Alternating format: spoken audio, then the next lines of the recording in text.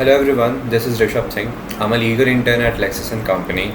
Today I'm going to discuss about some drawbacks pointed out in the Consumer Protection Act.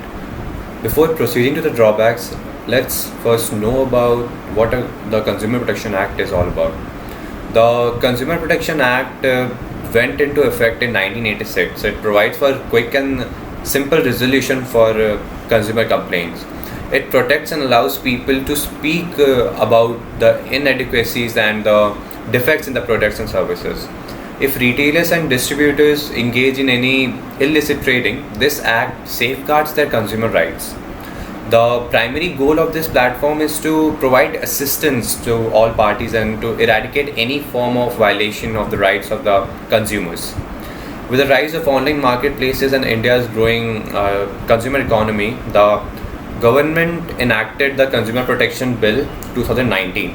It replaced the previous Consumer Protection Act 1986.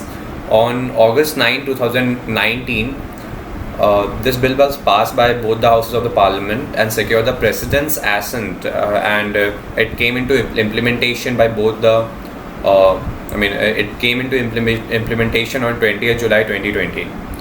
This provides a new set of provisions which hands power in the hand of the consumers to safeguard their interests with a liability lying on them to prove the defect under the goods and the services which is complained about.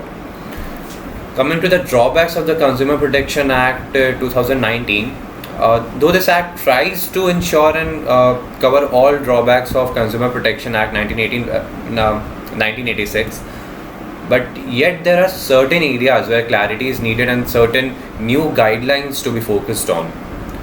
A specialized authority called CCPA, which is the Central Consumer Protection Authority, has been issued under the new Consumer Protection Act 2019. It empowered to regulate matters leading to any violation of consumer rights or any misleading advertisement or any defective service or good provided by the seller or the manufacturer. Though this provision is noble in its real sense, but the authority's responsibilities are vague because we can see that the district collectors are not authorized to perform inquiries or investigations. As a result, it may lead to a dispute, internal dispute in the coming future. Under Section 24, it appeals against the decisions and orders made by the CCPA, which is the Central Consumer Protection Authority, can only be done in the National Commission. However, the reason for hearing those appeals remain vague, leaving both the legal community and the consumers perplexed. It is still unknown if conflicts with the current Consumer Commission will be heard by the same or referred to the courts with pecuniary authority under the new Act. This uncertainty will cause further delays. This Act addresses 6 major rights.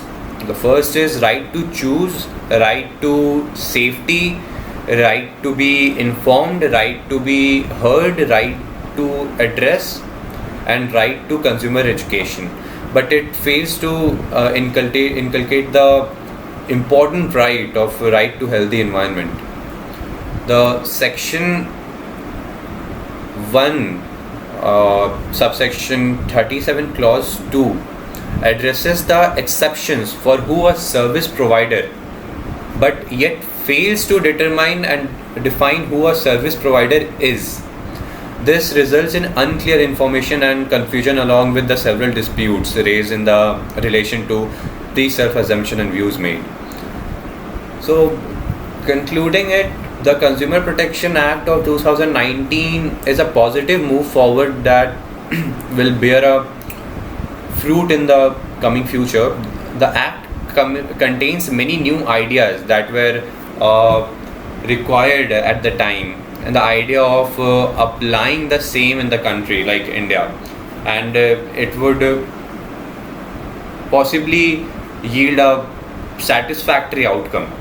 In the involving field of digitalization, initiatives such as e-filing of cases and videos and the video conferencing hearings will reform in order to ensure proper conduct of the consumer rights. However, one cannot refute or challenge the provisions in corporation and functional practice. It is critical for the effectiveness of every legislation that its execution be performed correctively and effectively. As a result, in order of 2019 Act to be effective, it must resolve its flaws and also allow for some wiggle room in order to provide relief to the customers. So this was all about the topic. Thank you so much.